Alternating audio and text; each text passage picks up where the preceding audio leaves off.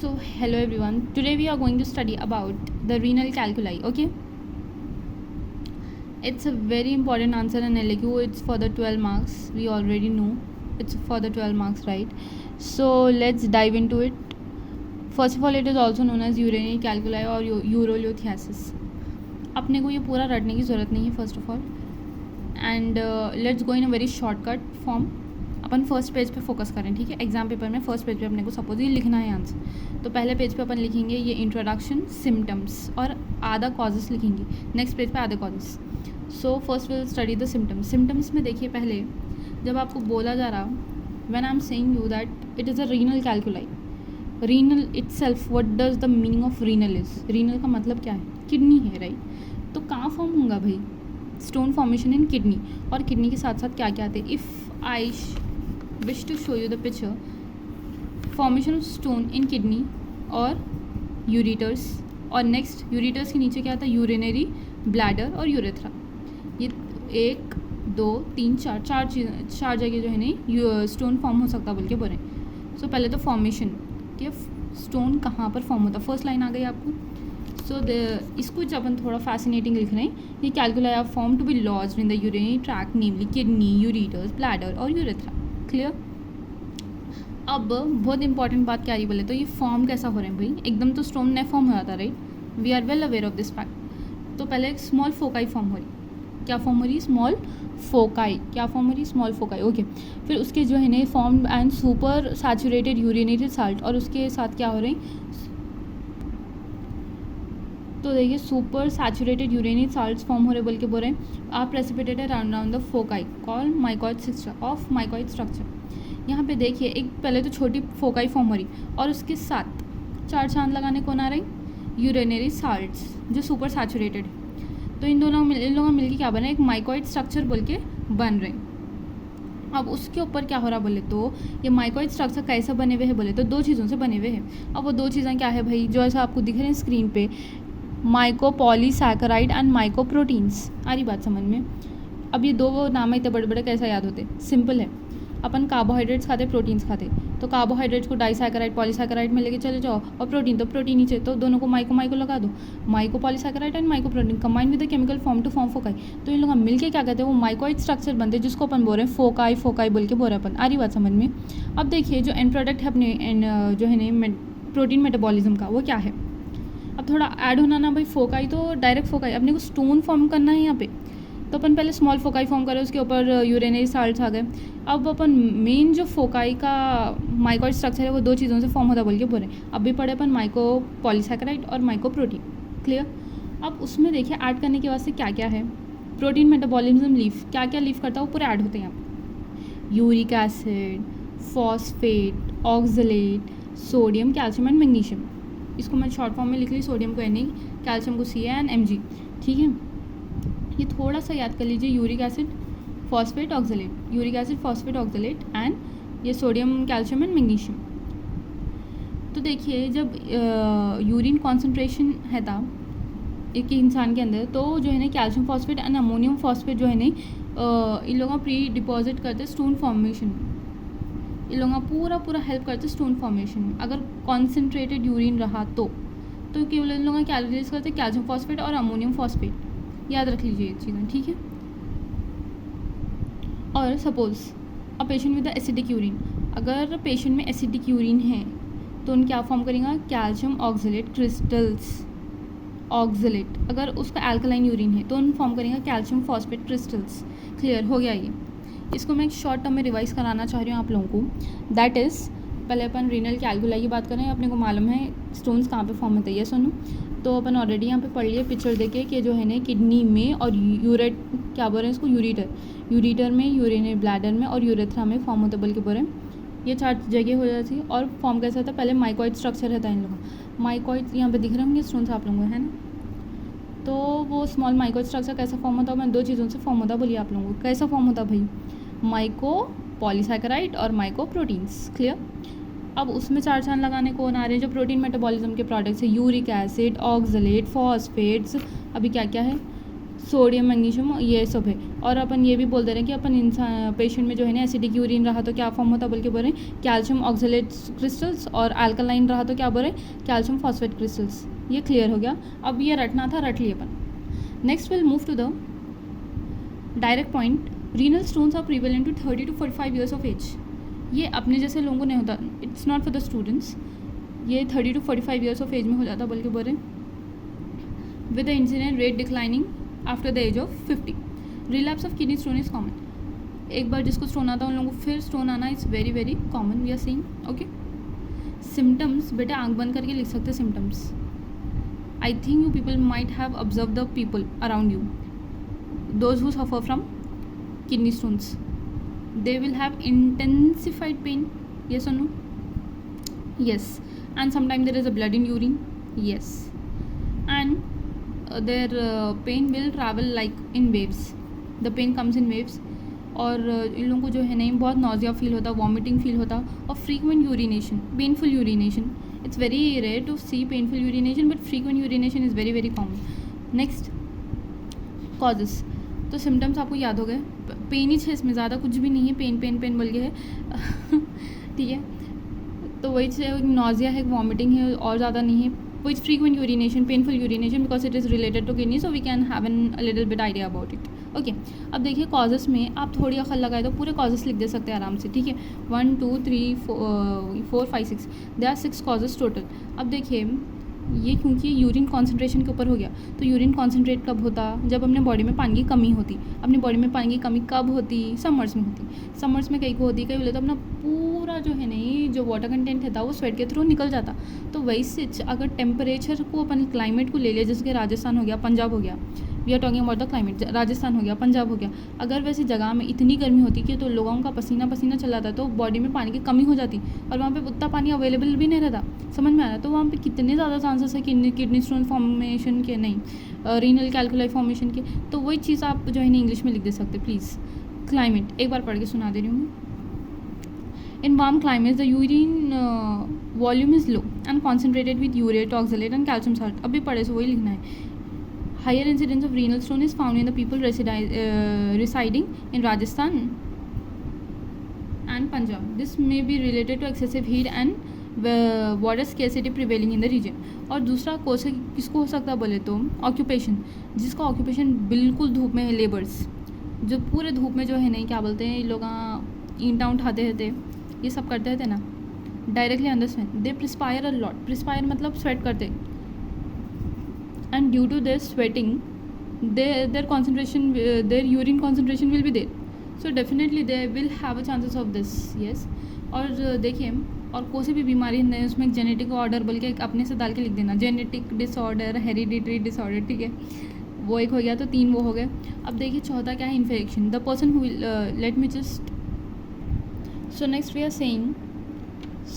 Saying कि infection of urinary tract, जिसको बहुत ज़्यादा फ्रीक्वेंट इन्फेक्शन होता है यूरिनरी ट्रैक में भी कॉन्ट्रीब्यूटेड पस sales and epithelial cells.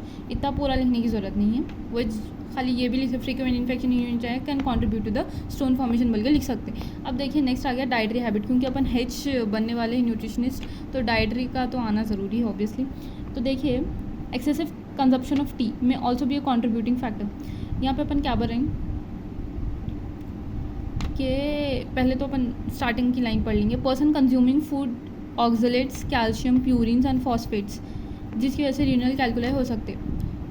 Calcium, oxalate को एक्स लिख दे रही हूँ, प्यूरिन्स और फॉस्फेट्स, ठीक है, ये सब चीज़ों की वजह से जो है ना क्या हो सकता है बोल के बोले अपन रीनल कैल्कुलाई फॉर्म हो सकती है बोल के बोल रहे हैं। और उसमें से हमें ज़्यादा क्या आता है, देखिए टी फॉर्मेशन बोल के बोल रहे हैं, मतलब टी फॉर्मेशन का, तो सॉरी कंजप्शन ऑफ टी में ऑल्सो कॉन्ट्रीब्यूटिव फैक्टर। और डाइट रिच इन सोडियम, देखिए यहाँ पे और एक है हेरिडिटरी, तो मैं आप लोगों को ऑलरेडी बोल दिया, और इन्फेक्शन भी हो गया, राइट। जेंडर में 3 times more common in males, कई को रहता, मेरे को क्या दिखता बोले तो ये इतना कॉमन कई को है मेल्स में बोले तो ये जो अभी पढ़े अपन ये line, excessive consumption of tea, they are kings in that drinking teas contributing factor.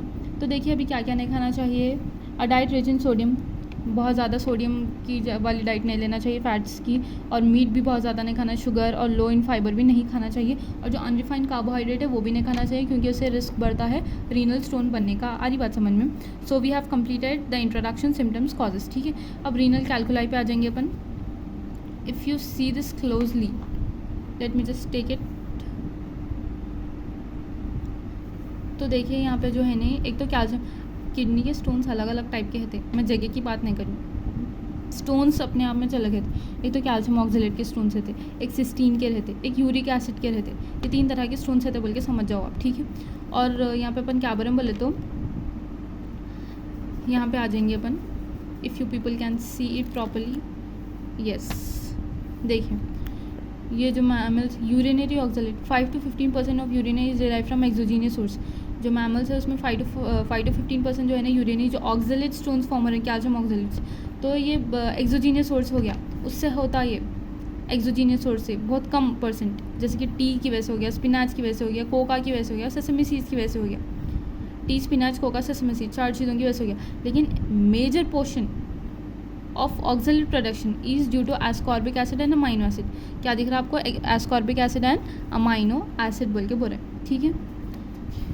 अब तो अपन अभी क्या पढ़े बोले तो लास्ट पेज पे ये पढ़ लिए कि अपन जो है ना असल ऑक्जेलेट्स की जो चीज़ें थे वो क्या क्या थे। अभी पढ़े कि स्पिनाच थे, कोका थे, सेसमी सीड थे, वो एक एक्सोजीनियस 5 to 15% फैक्टर है। असल तो इंडोजीनियस है जो विटामिन सी है, और अपन बोले अमाइनो एसिड है, जिसकी वजह से ऑक्जेलेट फॉर्म होते। तो देखिए ये असल जो फॉर्म होते calcium phosphate, oxalic acid, uric acid और मैग्नीशियम, इन लोगों का फॉर्म करते जो है ना असल स्टोन्स बोल के बोले अपन, ठीक है। और किसकी वजह से फॉर्म होते हैं? What could be the more reasons to formation of renal calculi is high intake of animal protein. High intake of animal protein नहीं खाना चाहिए, कितने बार बोला गया है, जैसे कि मीट हो गया, फिश हो गया, पोल्ट्री हो गया, है ना, वही चिकन, हर टाइप का भाई। फिर और क्या बोलें, पेरिडॉक्सिन, विटामिन B6 के बारे में बात करें, आ रही बात समझ में? Pyridoxine deficiency is also known to increase the production of oxalic acid in the body and its excretion in urine. Hence ये तब पूरा पढ़ने की ज़रूरत नहीं है, अपन खाली ये पढ़ लेना कि जो है नहीं vitamin B6 help in metabolism glycolate glycine in glyoxylate to glycine बनाता। तो असल तो ऑक्जेलेट निकालना है ना अपने को, तो बना देना ना ऑक्जेलेट से ग्लाइसिन बना देना, सिंपल। अगर ये नहीं रहा, सपोज विटामिन B6 ही नहीं रहा, तो इससे इन कन्वर्ट ही नहीं होता, तो जितना बोले होता ऑक्जेलेट फॉर्म होता है, जितना ऑक्जेलेट फॉर्म होता है रीनल स्टोन फॉर्म होते थे। सिंपल बात है ना, इसको ओन से लिखो। एक्सेसिव इंटेक ऑफ विटामिन, अब भी पढ़ेंगे अपन जो है नहीं इंडोजीनस सोर्स में एस्कॉर्बिक एसिड है। एस्कॉर्बिक एसिड क्या है? तो विटामिन सी रहता। तो सब में अगर excessive intake of vitamin C, high intake of food rich in oxalate like spinach, cabbage and tomatoes are common cause of this oxalaria बोल के बोले अपन। इसलिए देखो कई लोग नहीं खाते, you people might have observed that people don't eat spinach, the person who is suffering from renal problems, right? Spinach, cabbages and tomatoes, especially they remove the seeds from the tomatoes, right? And they used to have it. So that's it, इतना ही पढ़ो कि ये खाना, ये नहीं खाना, बस। फिर उसके बाद अपन डायरेक्ट ट्रीटमेंट के ऊपर आ जाएंगे। अपन ये ऑलरेडी बोल दे रहे हैं कि जो है ना स्टोन किससे कंपोज होता है, 1000 बार बोले, वैसे फिर बोल रहे हैं calcium, magnesium, phosphates and carbonates, ये 4 चीज़ें याद रखिए। अगर ऑक्जेलेट स्टोन है, ऑक्जेलेट स्टोन समझ में आ रहा, तो इससे होता वो, ठीक है। और ऐसे इसको अपन कोसी डाइट देंगे, इसको देंगे अपन एसिड ऐश डाइट, कोसी एसिड ऐश डाइट, ठीक है। और अपन ये भी बोल रहे हैं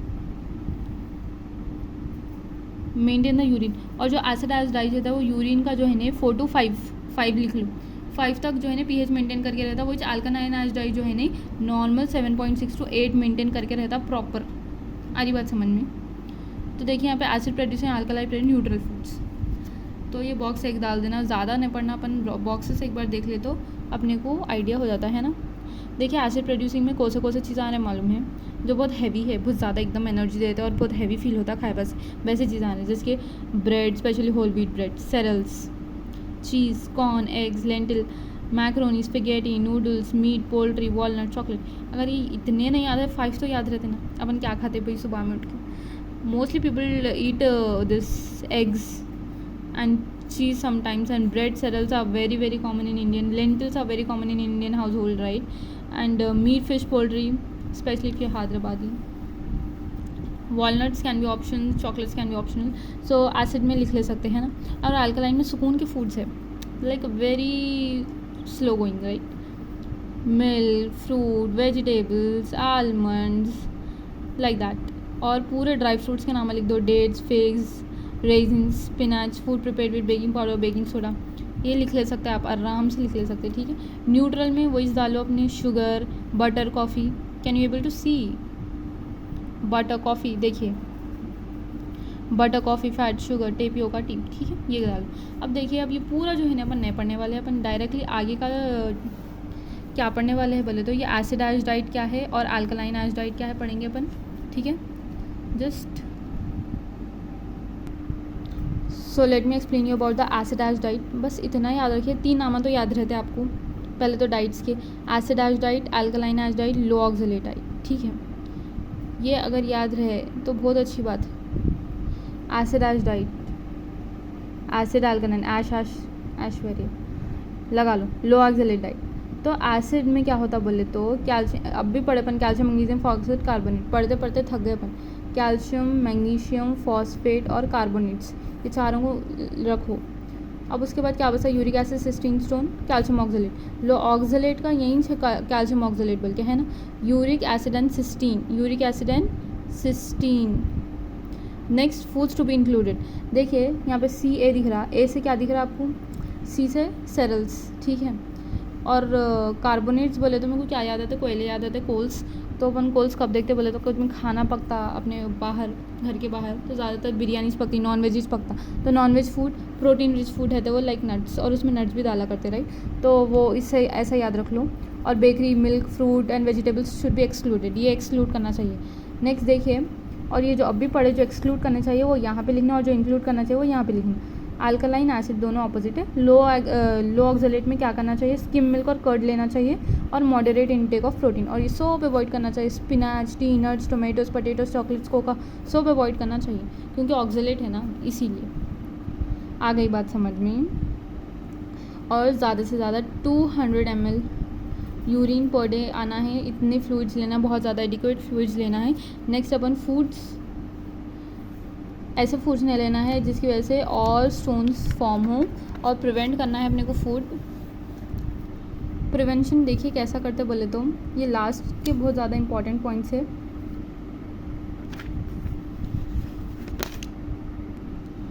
यहाँ पे एक नॉर्मल ग्लिम्स ले लेंगे अपन. The diet should be low in oxalic acid and purine content. The intake of calcium and phosphate should be reduce to moderation. ये मॉडरेशन में रिड्यूस कर लेना. और विटामिन B6 अब भी बोले कि पीरिडॉक्सिन जो है ना ग्लाइकोलाइसिस ग्लाइसिन को कन्वर्ट करता, तो अपने को वो बढ़ाना चाहिए क्योंकि जो है ना ऑक्सलेट्स नहीं फॉर्म होना. लेमोनेट बहुत अच्छी बात है, वो करना चाहिए. और यूरिन आउटपुट 2 to 2.5 लीटर है ना, अभी पड़े अपन. अब यहाँ पे असल मेन आ जा रहा, देखिए गौर से देखिए. मैग्नीशियम सप्लीमेंट में decrease the size of existing stone and prevent the further formation. Magnesium supplementation बहुत इंपॉर्टेंट. और क्या क्या नहीं करना चाहिए? अल्कोहल नहीं पीना चाहिए, पीते भी नहीं. एंटासिड भी नहीं लेना चाहिए. एक्सेसिव प्रोटीन भी नहीं लेना चाहिए. और स्पेशली मीट प्रोटीन्स, मीट का भी पड़े ना, फिश नहीं लेना चाहिए. सब डेयरी प्रोडक्ट्स नहीं, salt, carbonated beverages, caffeines and refined, ये सब नहीं लेना चाहिए. Ice, colas, caffeines, because they cause dehydration and we want more water to drink to become more diluted, so we can't have that concentrated urine, right? So this all helps in your renal calculi answer. That's it. Thank you.